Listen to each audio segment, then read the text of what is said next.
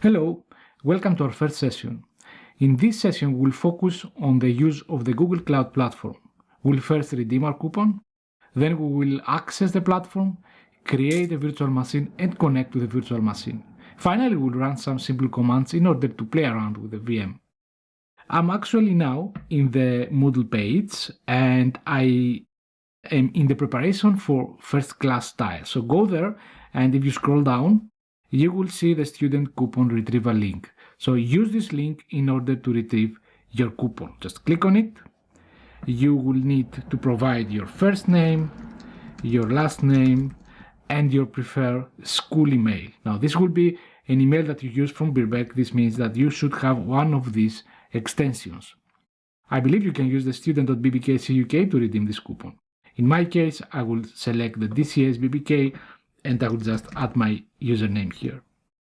If I click submit, I will receive an email, and this email will be a verification email. So it will have a link in us to verify our email. So click on this email, and then you will receive a second email. And in this second email, you will have your coupon. So do this right now and come back to this video.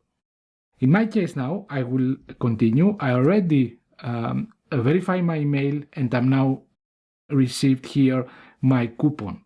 This is my coupon code. I can see it here. I can select it, copy the coupon code, and then just let me select it one more time, and then just go and find this link that says click here to redeem. Open this link, and at this moment I'm already logged in using my Gmail account. So you should be in a Google Gmail account, and you should be able to log in. If you don't see the screen, you have to log in and you will be redirected to the screen.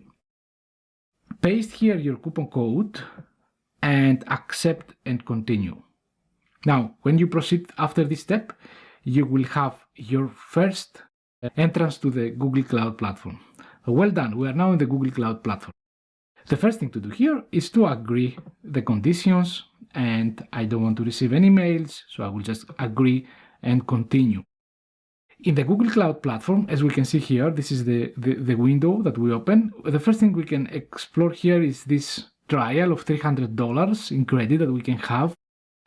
For my case, I will dismiss this. If you want to activate this, you will need to use your credit card. So you don't need to do this because we already redeemed $50 for us to use. So just dismiss this, it should be fine. Here, you can see this number one. This is a small notification bar, so you can click on it. You will see that whenever you join the Google Cloud Platform, you should have a project. It says here, there is a my first project that I tried to create it, but you have to accept the terms and conditions that we did already. So that's fine. I will leave it like that, or you can click retry. And if you click retry, you will have your first project, okay? In my case, I will leave it like that. Wherever I'm working with the GCP platform, the only thing we have to remember is that we need to be in a project. So to be in a project, we have to create eventually a project. So click on the create project button on the top, and let's create a project. We will call it Cloud Class. That will be my first project. I don't have any organizations, so I will leave it as it is. In any case, an organization is probably our company that we are working, and we will have access to some resources that the company wants to share with us. In our case, we just leave it as it is and click create. Now, the new project will be created, and in this new project, we should be able to create after a virtual machine. So I can see here that this is my cloud class, and I can click select project, and I will be in my cloud class now. As you can see here, I am in my cloud class. So I created my project. I'm in the Google Cloud Platform, and the next thing to do is to create a virtual machine. So a virtual machine is a small computer that we will use in order to run some commands, install some software, and at the end of the day, everything we'll do eventually will have it in our virtual machine. So the first thing to do is to go here to the navigation menu if you don't have it open already. Scroll down and find this compute engine, and then navigate to the VM instances. Again, so compute engine, find the VM instances. Click on it, and then you will be here in this window that says you need to activate this compute engine API. I will click enable, And this will actually activate the API, and that means that I will be able to connect to my VM and all the services that I use under the Compute Engine remotely using the API. We'll see more about this in the next classes. For the moment, we need eventually to activate this in order to create a virtual machine.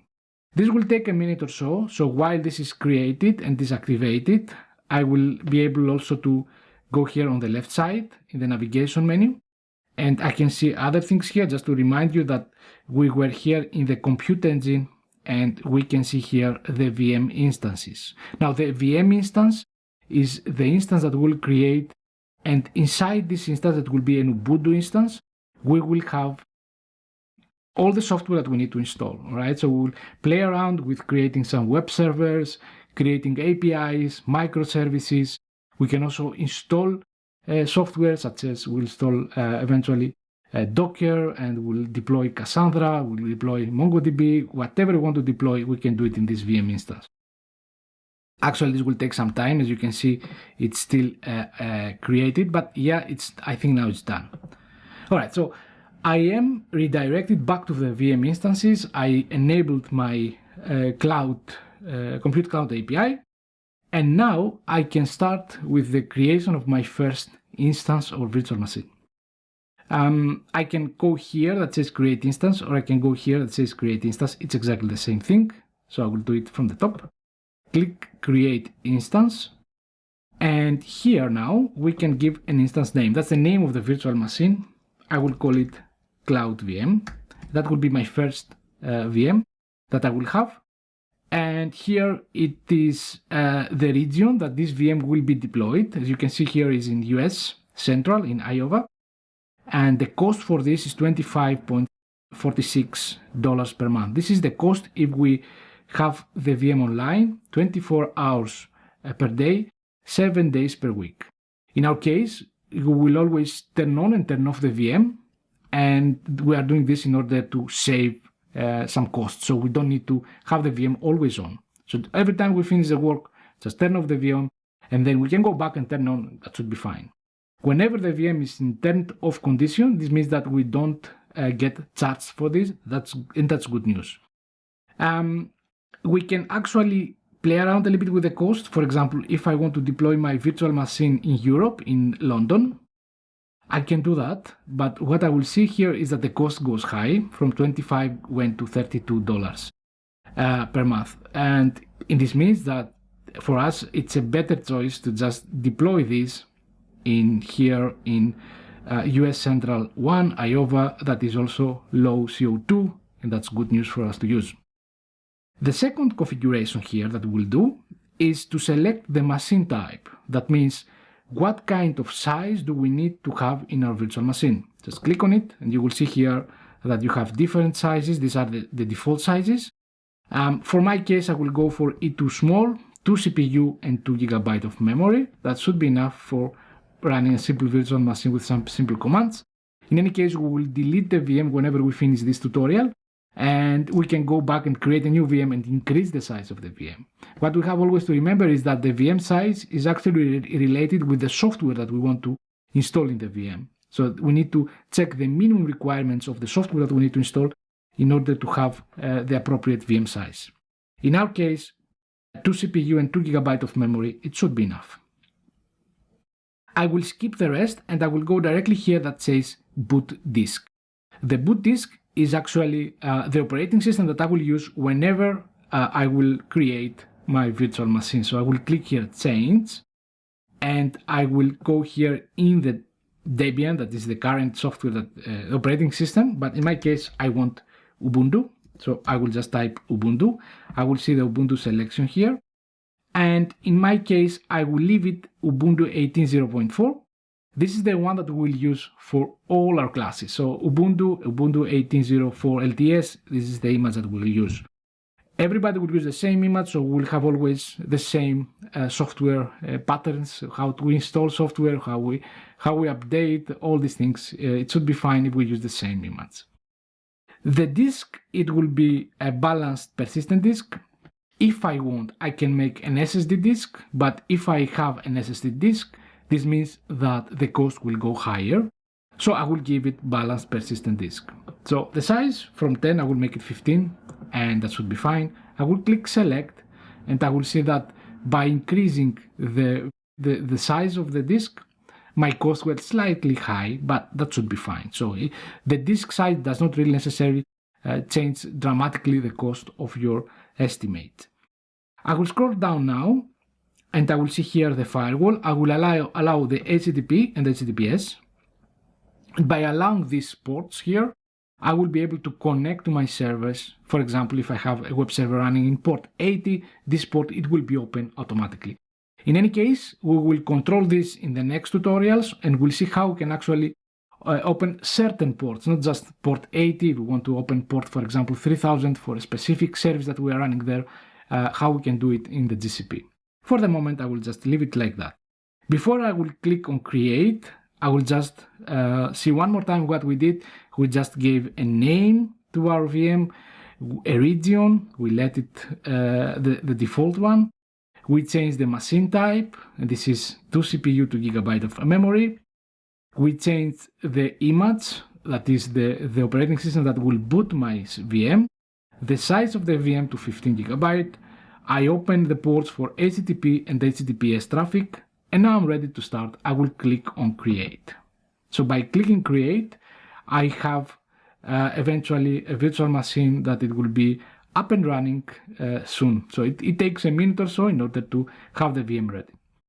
On the right side, I can see here that it's a small tutorial provided by Google on how to connect to your instance, how to transfer files, how to set up a web server, etc. Right? So we don't care a lot about this because we'll do everything by ourselves in the next classes. So for my case, I will just close this window and it should be fine.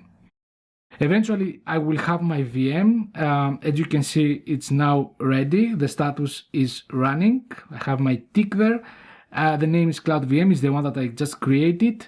It is in US Central 1 zone, and I have two IPs here, the internal IP and the external IP.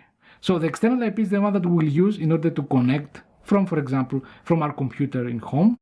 The internal IP is the one that we use whenever we are running something inside the Google Cloud. So for example, if I have two VMs and they need to communicate with each other, we can do it using the internal IP. So we can actually remove the external IP and have only the internal IP. That's also for security reasons. In our case, we'll leave it like that. It should be fine. Right, so I have my VM running.